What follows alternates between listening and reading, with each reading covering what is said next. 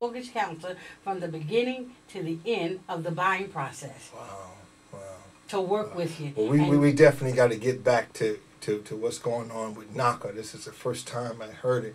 In fact, I've never heard of NACA. I didn't know what that was. Very few people that have. was an NACP over there for a minute until I look at the letters. Yeah. I said, all hands up to the NACP.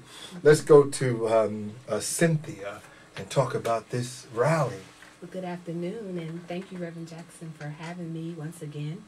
I'm excited to be here to just share a little bit about what the National Liturgical Dance Network is doing. As you know, that the network was founded by Reverend Aisha Marable. Sure. And it's been in existence now for 10 years. We are actually celebrating our 10th anniversary in the year of 2008. Wow. But this year is, I guess what you would say, an exciting year because we know what God is about to do with the change that's upcoming. Sure. And so we have been called, we're taking God's mandate very seriously, where it says in 2 Chronicles 7:14, and it says, if my people who are called by my name will humble themselves and pray and seek my face and turn from their wicked ways, then I will hear from heaven and will forgive their sin and heal their land. And God knows our land is in need of some healing. So we are calling all worshipers to come to the Eastgate Worship Watch, which is going to be in Washington, D.C., and we're calling them from all over the country to come. Now, what date is it? This is going to be on October 18th, 2008. On a Saturday? On a Saturday, and we're going to be worshiping from 12 to 5 p.m., and that means worship as prayer, worship through dance, worship through song. We're going to be there just to set the atmosphere and to pray that God's will be done for this upcoming election. Many of us have been called, but a few are chosen. Oh, yes. And we are, prepared to go. We want to get up off of our bottoms and do something. Yes. And we are called to pray. And it's a good thing. It's a good thing. Yes, to put prayer into it, because I tell you, we're so close now, to pulling this thing off. And I just want the listening audience to know that the Reverend Zechariah from Church of What's Happening Now, Town Talker Talk Show, I just like you to know that I hope that each and every one of you would vote for Obama. And the reason why I say it, because I think that we're at a stage at this time of this game called life that God somehow put him right in the position. And I can't say that he would actually heal all the wounds, but he will heal a good many of them. That's right.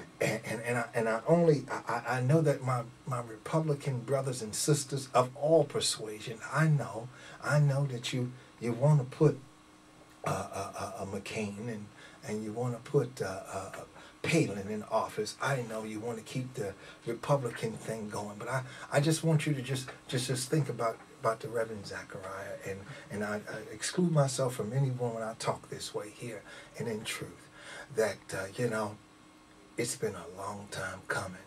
When you see someone that come from your own race, as Obama does, and I know a lot of people say it doesn't matter. No, it's not about race, but Pharaoh, if you read the Bible and you read about Pharaoh, you read how Pharaoh destroyed many of the people. I can't tell you that Pharaoh has actually destroyed our lives, but he had his hand in on a lot of our thinking. And I'll tell you, 20 years ago, I would have never thought that one would get so close. So right now, this is a healing ground, and this is how I take it. Yes. I take it as healing. I mean, and I think, the rest of the world is ready to work with Obama too. It's not just America. The whole world is getting ready to work with Obama. Right. And to Miss Palin, and hey, you're the governor of Alaska, and I can't take anything from that. I'm not the governor of my own house, you know what I mean, owned by the mortgage company. But I tell you, I know that you're high energy and that you really want to be vice president, and there's nothing wrong with that. But I'll tell you this right here, I believe it's time to go on home. I really do think that. I think that Obama, I think Obama and his vice president can do the job. I think it's time to go on home, Miss Palin. All right, Rev Branch. Well, you know, that being said, my feelings is this. Being legal liaison with the NAACP, I'm not going to tell anyone how to vote or who to vote for. But my perspective is this. The Republican Party has this country in a mess. Just like a skunk can't change his stripes, neither can a zebra or a leopard. But Right. and a snake is always going to be a snake. That's right. It's time for change. Yes, it is.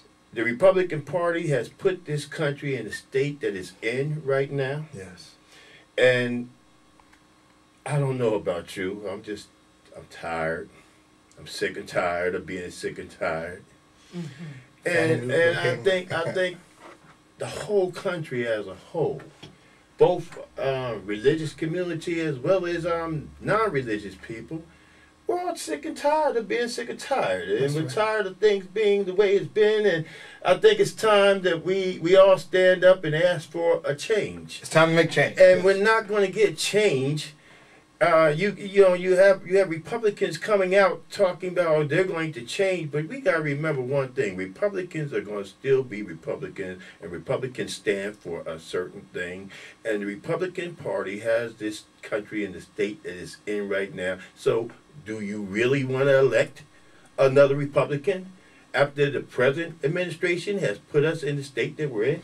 And let me say this right here as we, getting close to the end of Being Black in America segment, Being Black in the United States of America. Let me correct that right there. Let me say this right here, and in truth, is that we have to take a look at the old boy syndrome. The old boy syndrome, the cowboy thing of wrestling the world to the ground is over. The whole, worlds years ago, countries years ago that was in barbaric states are building up now. They are arriving, building big buildings, airplanes, and things of that nature. Well, China is supposed to be trying to send a manned spacecraft to space, to the moon soon. So the game has changed, and America has to change. And I feel the attitudes a lot when I come through the airports and I have the Obama shirt and everything. I often look at my brothers of different persuasion, and I look at them with sad in my eyes, almost a tear, why are you, holding up for Massa? Because Massa gonna do you wrong the same way he do me wrong.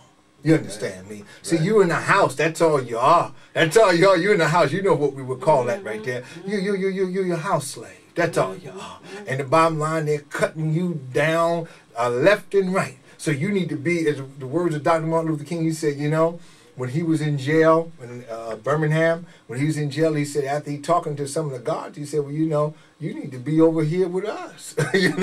After talking to them and hearing their stories and everything, it's time to get rid of the act. There's no need of acting.